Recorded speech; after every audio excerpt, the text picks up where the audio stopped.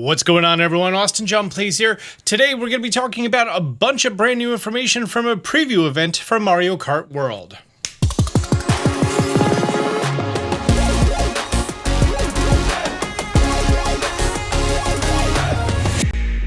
It's now the 3rd. Tomorrow I'm going to be hanging outside a GameStop to try to get myself a Switch 2 on that 3 p.m. pre-ring for the midnight launch for unboxings and all those beautiful things and all these videos and plans that we have set up.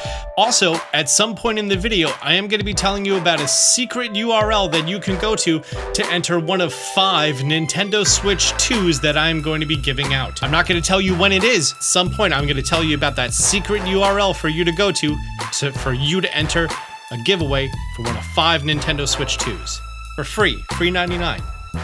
Okay, on with the video. Over the weekend, there was a variety of influencers and press that were allowed to go to various places throughout the world and play Mario Kart World before anyone else. This is notably different from the preview event that was held for the public via the raffle and the influencer and the media that way. This was about 5 hours of almost unrestricted gameplay. Your boy, Austin John, me, I was not invited to this event as I typically am not. But instead, I got to watch every single person's video and come up with the actual good takeaways that you may want to know about this. Maybe one day I'm going to be invited to cool stuff. I want to start by saying I've been playing a lot of Mario Kart 8 Deluxe recently and learning more about the mechanics and how the game actually works and functions. I made a sheet, as I typically do, of all of the stats of all of the characters, tires, and gliders. Shout out to Shortcat. He's been actually pretty helpful in understanding what some of these metrics are. And the footage that I've been reviewing all day long is hysterical, because a lot of these people don't play Mario Kart. They haven't played Mario Kart since Mario Kart 8 Deluxe first came out, or maybe they did a little bit of the booster pass when that started flying around. Obviously, no one's good at the game yet, but there's some things in here that just don't really make sense, and I wanted to talk about real quick. First of all, Mario Kart World, the Grand Prix is a Grand Prix, and it feels like Grand Prix if you've ever Grand Prix'd in Mario Kart before. So if that's a concern of yours, pretty much everyone across the board says, as a core function, Mario Kart plays like a Mario Kart. And then it's everything on top of that. Every single video that I have seen raves about Knockout Tour because of the feeling that you get, and it's that competitive feeling, that battle royale. We're all going into this, it's being trimmed down. It's Mario Kart Battle Royale. That's exactly what it is.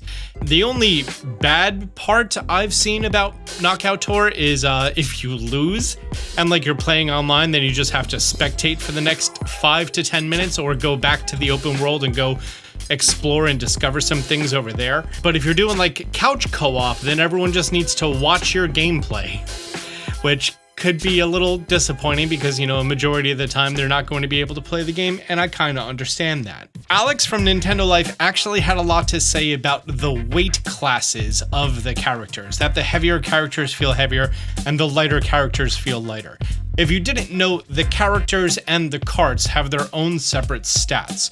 In previous entries, we've had an off-road stat of the vehicles themselves, and then also every off-road surface has its own different stat on your speed lowering. Across the board, everyone says that on these large straightaway areas, like if you're looking at this map over here, there may be an absolutely huge time save by just shaving off this corner bit rounder with a golden mushroom, which makes the straightaways a little bit more competitive and your chance to actually come back. It's not going to be, oh, I have this one item, no matter what, I'm going to make my way up, or I have this one item, it's going to do absolutely nothing. Using the right item at the right place seems more crucial than ever. In the open world, there are 3 types of collectibles. There are P-switches, there are medallions, and there are question mark block panels. The P-switches are actually little mini-game challenges that you have to do that range from very simple to not simple at all, and you need to know exactly how the mechanics of the game work. In particularly, your ability to go from the ground, do a charge jump, wall ride, go on a rail, back and forth over and over. And doing these challenges is going to make you a better gamer and a better racer overall. All of the information that I've seen says that the charge jump in and of itself is not faster than just driving, but your ability to chain the different actions together is what is actually going to be giving you an advantage and a speed boost throughout the different courses. He also says that every single wall is wall rideable, so I can't wait to see if that's true and exactly how that plays out. In a YouTube channel called Nintendo World, that's going to be my best attempt at that, they actually show a screen that no one else did. The collectibles in the open world contribute toward different in-game achievements, not system-wide achievements, in-game achievements that are used for unlocking a variety of items. Mostly, from what I can tell so far, it's going to be two things: carts and stickers. Stickers, you see the little peach stained glass icon? That stained glass icon is this screen, which is all of the various stickers that you've unlocked for doing different things. For example, this one right here says, total distance covered 20 kilometers. You have started Mario Kart World, so you get a generic one that says parts for just playing the game. What's this one? Oh, you've also started Mario Kart World. Okay, so some of these you unlock right from the start. Total distance covered 40 kilometers. It's not Spanish, it's Portuguese. That's a reason I don't understand it. Bato pay. These stickers you're going to be able to unlock in a variety of different ways between the different overworld missions. No one has mentioned what specifically the Peach medallions and the question mark panels actually do. It might be an accumulative thing, like, oh, you found 10 question mark panels to unlock certain stickers. They also didn't say, hey, you found so many Peach medallions, or Peach medallions can be traded in for these things. No one has said anything about that, so I have a feeling that's actually in the NDA. They're not allowed to disclose that information, or they just never found it. I'm going to assume they weren't allowed to talk about it. Nintendo is pretty secretive with their NDAs, to say the least. This Portuguese channel was also the only other person to show this screen.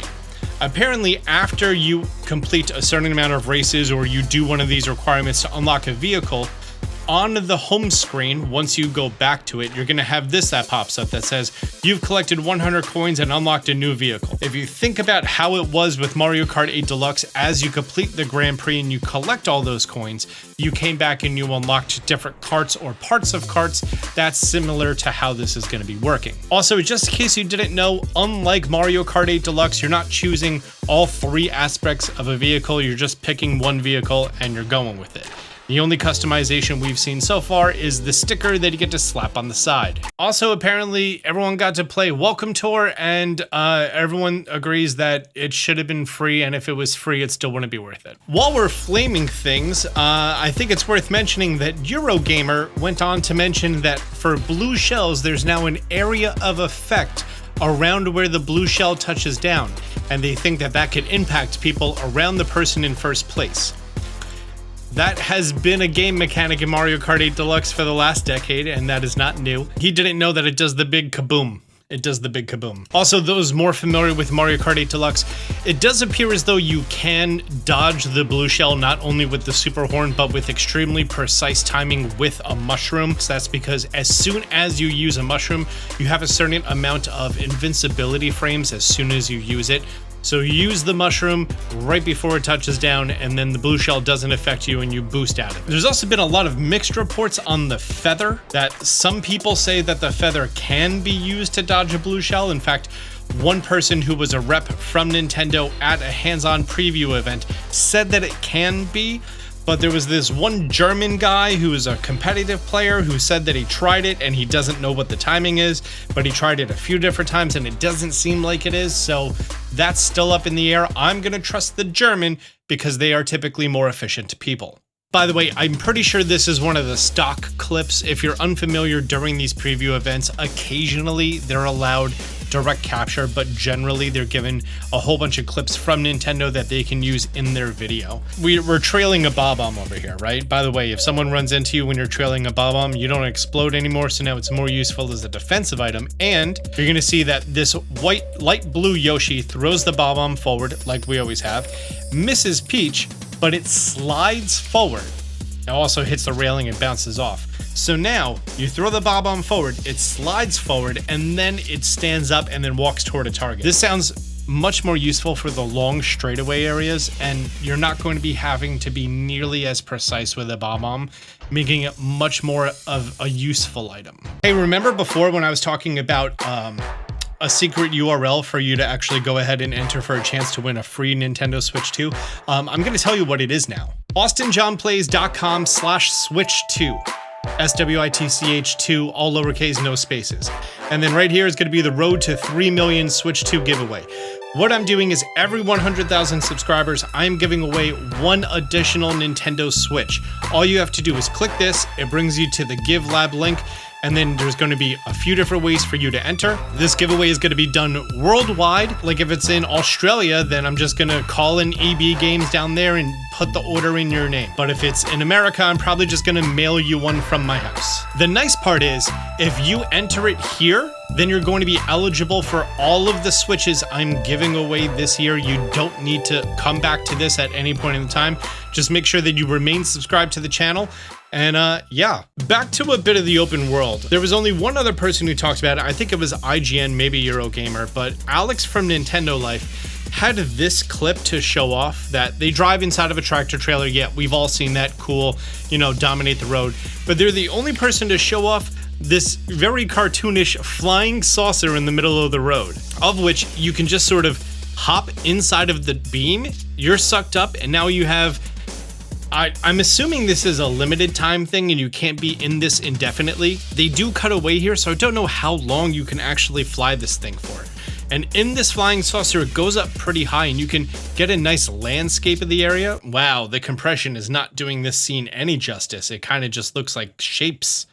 Kind of looks like Lego from up here. See how this pagoda has some coins inside of it?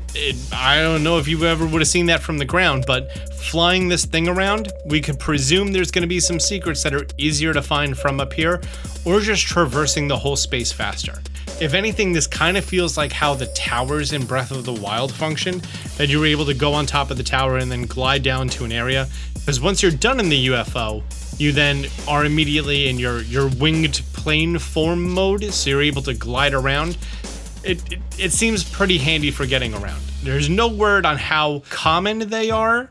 Alex said that they're fairly uncommon, and considering that was the only clip I saw today of it, I would tend to agree. My friend, Philly Beats You, shout out to Phil, he tested everything in Mario Kart World early and didn't make top 8 in Knockout Tour. That's Ohio. He actually showed off 2 character unlocks that I have not seen. I've seen a total of 3 character unlocks throughout every single clip. There is this one. For completing the Star Cup and getting first place, they unlocked Rosalina. And for getting first in the Green Shell Cup, or Shell Cup, they unlocked Lakitu. That definitely tracks. Also, I have down here someone completed Banana Cup and they came in second and got Birdo. So it's unclear if you have to be in first place or top 3 or just complete it. Phil also talked about the Kamek item. The one that, you know, Kamek flies ahead and then puts all the obstacles on the course and you transform into it as well. Supposedly, that's how you're going to be unlocking the NPC characters, the non-playable characters, the ones like the dolphin and cow, the Moo. By the way, fun fact, all of the cows in the Super Mario World universe, their species is called Moo, and the in particular Moo that you are going to be able to play as, her name is Cow. Yes, it's a female Moo. I'm not going to explain why it's female. That's how Moo make milk. Those NPC characters supposedly, as far as I can tell, are only unlockable from the Kamek. There has not been any information said otherwise, so that's all I have on that. It seems like the individual cups from the Grand Prix are going to be giving you the regular Mario characters that all have the various outfits. I've seen no one talk about completing a knockout tour that's going to be rewarding an unlockable character, and that's what I've found on that so far. I'm going to be diving into that a lot on week 1. So tips and tricks, tutorials, Mario Kart World, you saw it on the homepage banner, right? Great, we're covering that game. And more than anything else, I just find it really interesting that Nintendo allows you to do this direct capture and then just upload the videos. Like this video doesn't have a watermark, it doesn't have a name, there's no one talking or anything else. It seems really weird that they're just allowed to upload this video. You know, this is typically not normal behavior of them, especially because traditional media outlets aren't getting a Switch 2 and a copy of the game to do a proper formal review before the game comes out. Oh, neat little thing here. You saw how they stopped at Yoshi's and then got that lunch bag, right? That's how you're going to be unlocking a character's outfit for that region, which so far as it's been said, I think it was Philly who said it. So say for example, you drive through it as Mario, you're gonna unlock Mario's, let's say, mariachi outfit or whatever the equivalent is. Supposedly you can just press start, change character, go to Rosalina, and then as Rosalina drive through the same bag and unlock Rosalina's outfit for that area. I've yet to see anyone corroborate that information. If so, it's going to be making character unlock of outfits much easier. Or just, you know, go through Grand Prix the normal way and unlock them as you go. Those are the juiciest bits that I've seen. I've seen a lot of very silly questions. Almost seem like they don't really need to be explained, but like Mario Kart World for the Switch 2 is only going to be available on the Switch 2 and not the Switch 1, that kind of questions.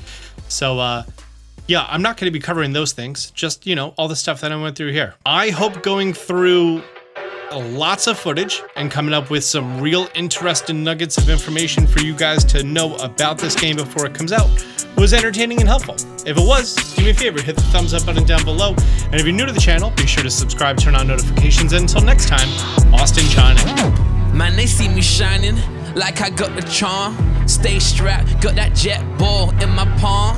Fell from the sky, guess I'm the chosen one. And if you need to know how, check out Austin John. Champion flow, yeah, I got that champion flow.